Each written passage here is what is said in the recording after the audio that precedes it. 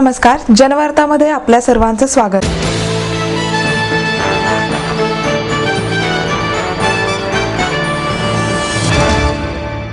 दहशतवादी हल्ल्याचे सावट असतानाही जनतेच्या सुरक्षेविषयी सरकार उदासीनच आहे, अशी टीका आमदार गिरीश बापट यांनी केली। जंगली महाराज रस्त्यावर झालेल्या साखळी बॉम्बस्फोटानंतर शहरात सीसीटीव्ही लावण्याचे आश्वासन राज्य सरकारने दिले। मात्र या घटनेला 5 महिने उलटूनही शहरात एकही सीसीटीव्ही बसवण्यात आलेला नाही। या विरोधात शिवसेना भाजपाच्या आमदारांनी दुर्बिणीतून सीसीटीव्हीचा शोध घेण्याचे प्रतिकात्मक आंदोलन करून शहरांच्या अकार्यक्षमतेचा पर्दाफाश केला। भाजपचे आमदार गिरीश बापट यांच्या नेतृत्वाखाली हे आंदोलन करण्यात आले। शिवसेनेचे आमदार चंद्रकांत मोकाटे, आमदार माधुरी मिसाळ, शिवसेनेचे शहर उपप्रमुख नगरसेवक प्रशांत बदे, नगरसेविका निलिमा खाडे यांच्यासह शिवसेना भाजपचे पदाधिकारी सहभागी झाले होते।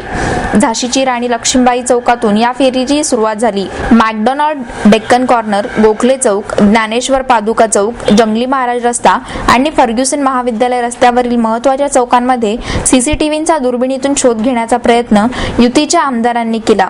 यामध्ये एकही सीसीटीव्ही बसवण्यात आला नाही, असे त्यांच्या निदर्शनास आले। जंगली महाराज रस्त्यावर 1 ऑगस्टला झालेल्या साखळी बॉम्बस्फोटाच्या घटनेला 5 महिने उलटून गेले असले तरी या परिसरात अद्यापही सीसीटीव्ही कॅमेरे बसवण्यात आले नाहीत। राज्य सरकारच्या भोंगळ कारभारामुळेच सीसीटीव्ही कॅमेऱ्याचा प्रस्ताव आजही लाल फितीत अडकला आहे। यावरून दहशतवादी हल्ल्यांचे सावट असतानाही जनतेच्या सुरक्षेविषयी राज्य सरकारची उदासीनता लक्षात येते, अशी स्पष्ट टीका आमदार गिरीश बापट यांनी केली। पालिका आयुक्त, राज्य सरकार आणि पोलीस खाते यांचे लक्ष वेधण्यासाठी आम्ही या पाहणी दौऱ्याचे आयोजन केले आहे। याबाबत येत्या 10 दिवसात जर निर्णय घेतला गेला नाही तर येणाऱ्या अधिवेशनात आम्ही आवाज उठवणार आहोत। वास्तविकता पाहता 1 ऑगस्टला झालेल्या बॉम्बस्फोटाच्या पार्श्वभूमीवर सीसीटीव्ही बसवण्यासाठी तातडीने 1 कोटीहून अधिक स्थानिक विकास निधी जमा करण्यात आला।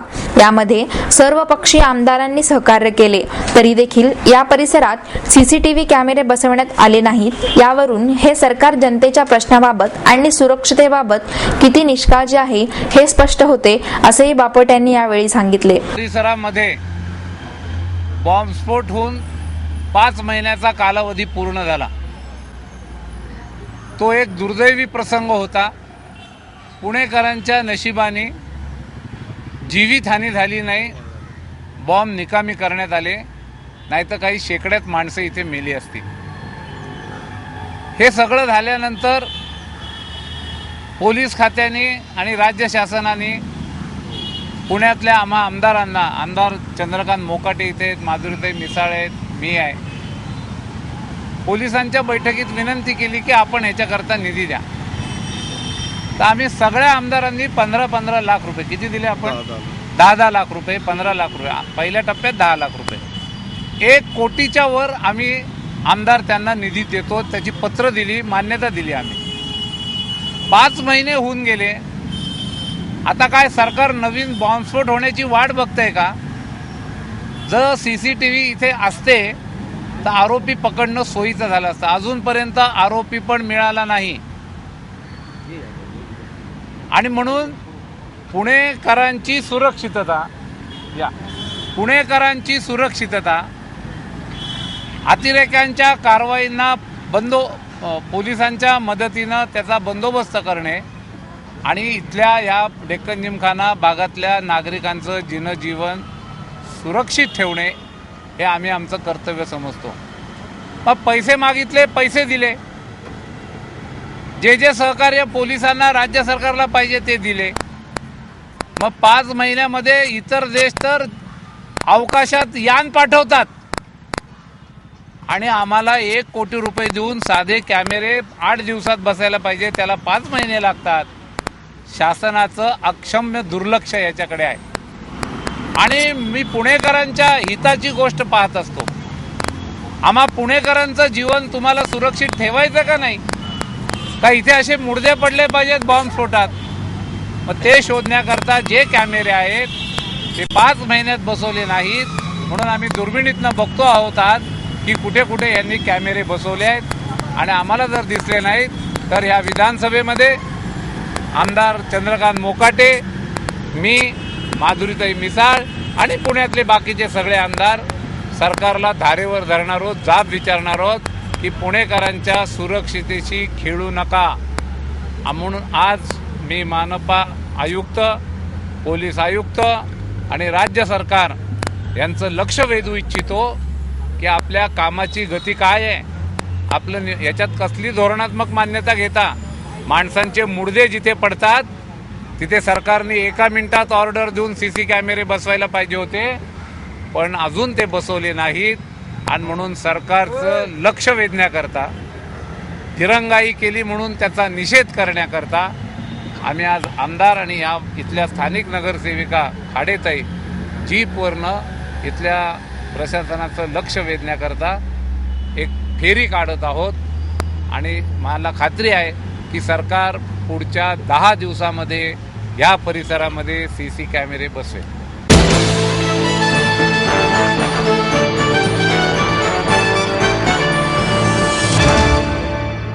माईस MITचे संस्थापक अध्यक्ष प्राध्यापक डॉक्टर विश्वनाथ कराड यांना राजा जनक पुरस्कार जाहीर करण्यात आला आहे.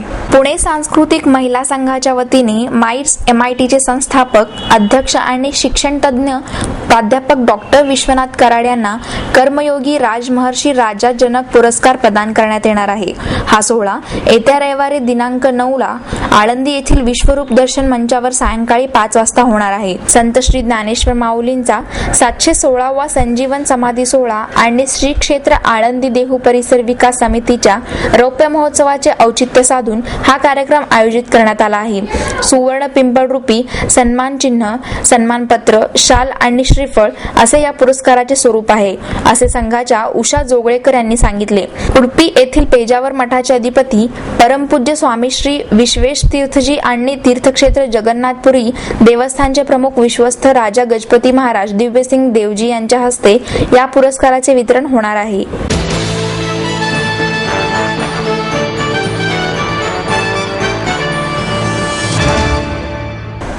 गर्दीतल्या दर्दी रसिकांकडून मिळालेली दाद हा जगातला सर्वोच्च पुरस्कार वाटतो, अशी भावना प्रसिद्ध कवी संदीप खरे यांनी व्यक्त केली. अक्षयधारा राजहंस प्रकाश आणि तेजज्ञान फाउंडेशन तर्फे आयोजित केलेल्या माय मराठी शब्दोत्सवात कवितांची मैफिल या कार्यक्रमात रसिकांबद्दल कृतज्ञता व्यक्त करताना ते बोलत होते. यावेळी मुलाखतकार मिलिंद कुलकर्णी यांनी त्यांच्याशी संवाद साधला. खरे म्हणाले, कविता ही जगण्यावर उमललेलं फुल आहे. आजवर कवितांसाठी अनेक पुरस्कार मिळालेत, पण गर्दीतल्या दर्दी रसिकांकडून मिळालेली दाद हा जगातला सर्वोच्च पुरस्कार वाटतो, जो आयुष्यभर जपायचा असतो. प्रेम कविता लिहिण्यासाठी मुळात ज्यावर कविता करायची त्याच्या प्रेमात पडावेच लागते. मग ती वृत्ती, मोदक, पाऊस, गर्दी, दौरे कोणतीही गोष्ट असो, आयुष्यात एखाद्या गोष्टीचा ध्यास असावा लागतो. यावेळी त्यांनी असं एक छानसं पत्र लिहून बघतोय, थोड्याशा धीराचं मायेचं लिहिणाऱ्याच्या स्पंदनाची नोंद ठेवणार. तुझं बघता सारा हिशोब चुकला होता, मी अमावस्याला चंद्र पाहिला होता. सांग ना तुझं खरं का माझं खरं, उशिराबद्दल सॉरी म्हणणे राहून गेले. पाऊसराव आले तेव्हा पुन्हा ऐटीतच आले. अशा कविता सादर करून संदीप खरे यांनी रसिकांच्या मनाचा ठाव घेतला.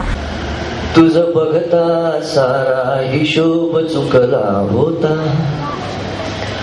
तुझं बघता सारा हिशोब चुकला होता. मी अमावस्येला चंद्र पाहिला होता. प्रेमात पडल्यानंतर एवढा घनचक्करपणा अगदी साहजिकच असतो, पण ती अशी समोर आली अमावस्येच्या दिवशी की जणू असं वाटलं की अमावस्येला चंद्रच उगवला. तुझं बघता सारा हिशोब चुकला होता, मी अमावस्येला चंद्र पाहिला होता. तो एकच झाला गुलाब अवघा लाल, तो एकच झाला गुलाब अवघा लाल. गुलाबाचा ताटवा आहे, वेगवेगळ्या रंगाचे गुलाब आहेत, पण तो एकच झाला गुलाब अवघा लाल. जो ओठांवरती तुझ्या टेकला होता, तुझं बघता सारा हिशोब चुकला होता. मी अमावस्येला चंद्र पाहिला होता. निथळता चांदणे असह्य अंगावरती, निथळता चांदणे असह्य अंगावरती, मी चंद्र तुझ्या वस्त्राने टिपला होता, मी चंद्र तुझ्या वस्त्राने टिपला होता. आणि बघा, या शेरविषयी जास्त काही बोलत नाही, पण एक आशिकचा शेर आहे.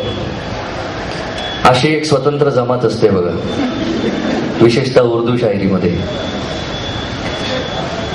तू मिठीत घेता श्वास थांबले होते, तू मिठीत घेता श्वास थांबले होते,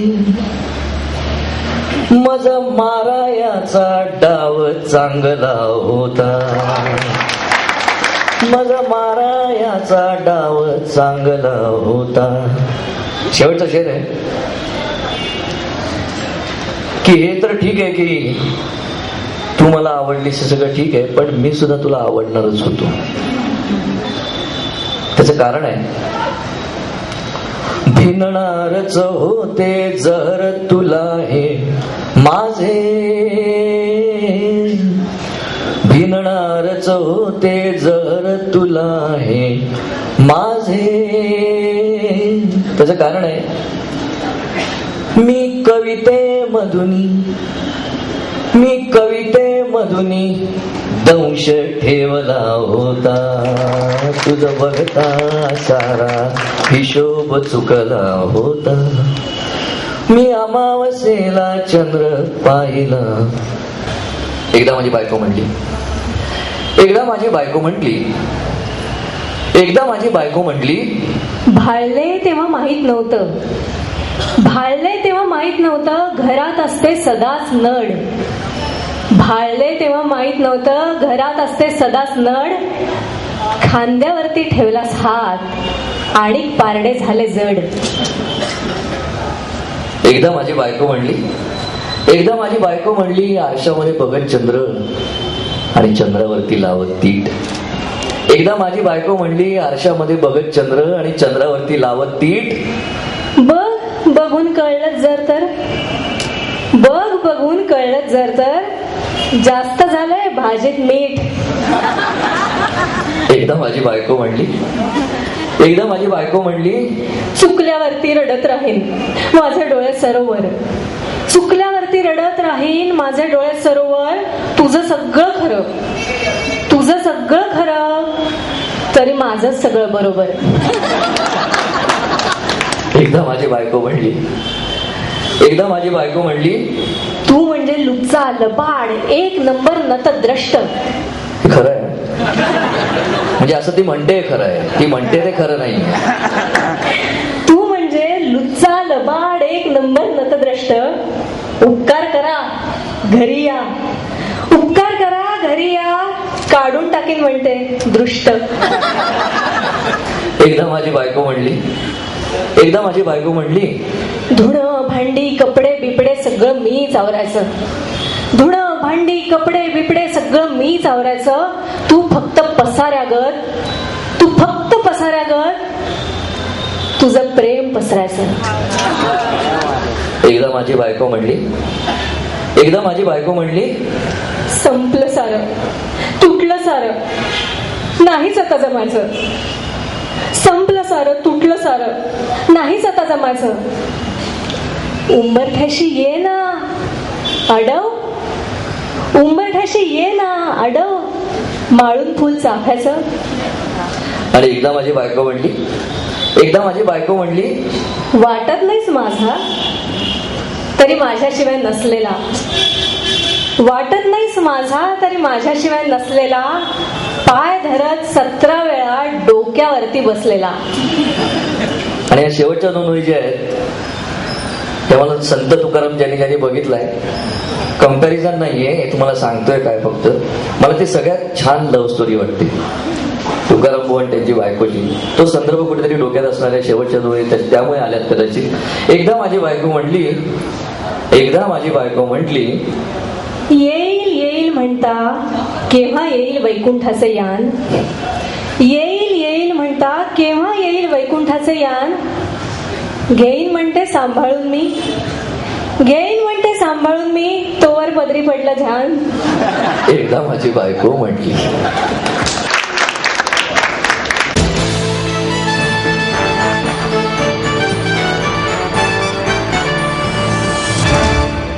किसानच्या वतीने आंतरराष्ट्रीय कृषी प्रदर्शनाचे आयोजन करण्यात आले आहे. कृषी येथील 20 एकराच्या प्रांगणात आंतरराष्ट्रीय कृषी प्रदर्शन 12 ते 16 डिसेंबर या कालावधीत किसानतर्फे आयोजित करण्यात आले आहे. प्रदर्शनाच्या ठिकाणी पहिल्यांदा येणाऱ्या शेतकऱ्यांच्या गटाच्या हस्ते उद्घाटन होणार आहे. किसान कृषी प्रदर्शनामध्ये चीन, इस्रायल या देशातील कंपन्यांचा सहभाग आहे. शेतीतील कष्टाची कामे करायला सध्या कुशल व अनुभवी कामगार मिळत नाहीत. यासाठी आधुनिक पद्धतीची यंत्रे, अवजारे असतील. किसान फिल्म फेस्टिवलचाही समावेश आहे. यामध्ये शेती उत्पादन वाढवण्यासाठी विविध विषयांवर तयार करण्यात आलेल्या माहितीपटांचे सादरीकरण होणार आहे. शेतीविषयक माहिती देणाऱ्या पुस्तकांचे प्रदर्शन, शेळी मेंढी विकास महामंडळाचे विशेष दालन अशा भरगच्च कार्यक्रमांचा समावेश कृषी प्रदर्शनात असल्याची माहिती प्रदर्शनाचे संयोजक निरंजन देशपांडे यांनी दिली. प्रदर्शनासाठी भेट देणाऱ्या शेतकऱ्यांनी नाव नोंदणी करणे गरजेचे आहे. त्यासाठी किसानच्या संकेतस्थळावर पूर्व नोंदणीची सोय करण्यात आली आहे. आतापर्यंत 14 राज्यातील 1600हून अधिक शेतकऱ्यांनी या योजनेचा लाभ घेतला आहे. 16 डिसेंबर पर्यंत ही पूर्व नोंदणी सुरू राहणार आहे. पूर्व नोंदणी करणाऱ्या शेतकऱ्यांना 50% सवलतीत तिकीट मिळणार आहे. शेतकऱ्यांसाठी विनामूल्य शिवाजीनगर येथून बसची व्यवस्था करण्यात आली असल्याचेही देशपांडे यांनी सांगितले.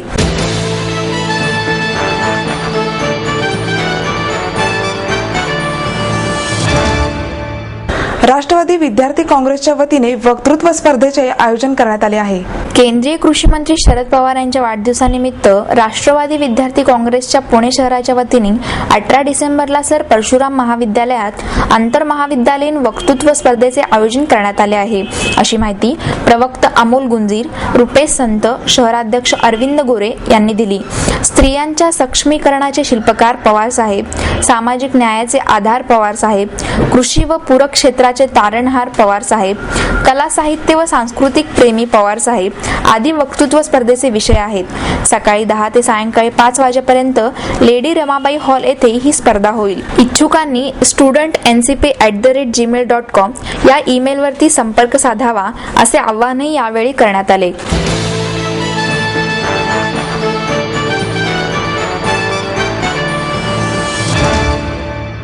सरकार क्लिनिकल इस्टॅब्लिशमेंट ऍक्ट लागू करून वैद्यकीय मॉल संस्कृती आणण्याचा प्रयत्न करत आहे. या कायद्यामुळे छोट्या वैद्यकीय व्यावसायिकांचे अस्तित्वच राहणार नसून पोलीस राजला चालना मिळेल, अशी टीका इंडियन मेडिकल असोसिएशनचे राज्याचे अध्यक्ष डॉक्टर दिलीप सारडा यांनी केली आहे. विविध कायद्यांमुळे आधीच पिसलेल्या वैद्यकीय व्यावसायिकांवर या कायद्याच्या माध्यमातून मोठी बंधने टाकण्यात आली आहेत. यातील दंडाच्या तरतुदी या डॉक्टरांवर गुन्हेगारांपेक्षा वाईट वागणूक देणाऱ्या असल्याचे डॉक्टर सारडा यांनी दिली. यातील दंडाच्या तरतुदी या डॉक्टरांवर गुन्हेगारांपेक्षा वाईट वागणूक देणाऱ्या असल्याचे डॉक्टर सारडा यांनी पत्रकार परिषदेत सांगितले. यावेळी IAMच्या पुणे शहर अध्यक्ष डॉक्टर भारती ढोरे पाटील, सचिव मोहन जोशी, डॉक्टर प्रकाश मराठे, डॉक्टर राजकुमार शहा आदी उपस्थित होते. डॉक्टर सारडा म्हणाले, महाराष्ट्र शासनाच्या बॉम्बे नर्सिंग ऍक्ट 1948 सुधारित कायदा 2004 मध्ये अस्तित्वात आला असताना केंद्र सरकारच्या या कायद्याचा स्वीकार करण्याची महाराष्ट्र सरकारला काहीच गरज नव्हती. यामुळे सामान्य नागरिकांच्या आरोग्य उपचारास बाधा निर्माण होईल. यातील तरतुदी मान्य झाल्यास रुग्णांच्या व्यवस्थापन खर्चात प्रचंड वाढ होईल. अगोदरच डॉक्टर रुग्ण सुसंवादात दरी निर्माण झाली असताना या कायद्यांमुळे पुन्हा दुरावा वाढणार आहे. डॉक्टर भारती ढोळे पाटील यांनी सांगितले, कायद्यानुसार जिल्हाधिकारी, पोलीस अधिकारी यांच्या समितीला रुग्णांसाठी ग्रँड सस्पेन्शन, रिन्युअल व कॅन्सलेशनचे अधिकार असणार आहेत. डॉक्टरांनी नियमांचे उल्लंघन केल्यास ही समिती 5 लाखापर्यंतचा दंड करू शकेल. यामुळे खऱ्या अर्थाने पोलीस राज निर्माण होईल. हा कायदा लागू होऊ नये यासाठी आम्ही सत्ताधारी व विरोधी पक्षांच्या सर्व आमदारांची भेट घेत आहेत. त्यांना हिवाळी अधिवेशनात कायदा संमत करू नये यासाठी विनंती करण्यात येत आहे.